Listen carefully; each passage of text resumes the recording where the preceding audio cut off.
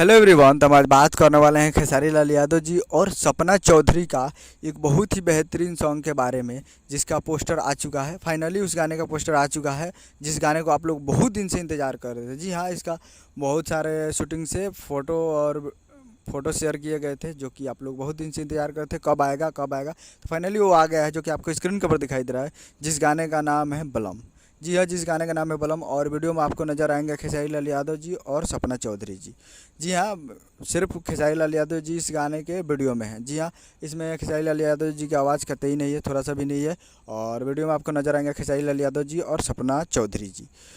जैसे इससे पहले गाना रिलीज़ किया गया था मटक मटक, और उसमें भी खेसारी लाल यादव जी वीडियो में नज़र आए थे, वैसे ही इस सॉन्ग में भी नज़र आएंगे वीडियो में।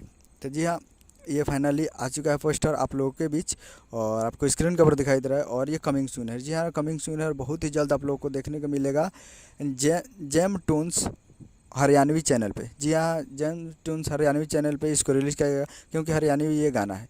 तो उम्मीद करूँ कि वीडियो अच्छा लगा तो चैनल को सब्सक्राइब लाइक कर सकते हैं। खेसारी लाल यादव के लेटेस्ट मिलाते रहे। मिलते हैं अगले वीडियो में, तब तक के लिए जय हिंद, जय भोजपुरी।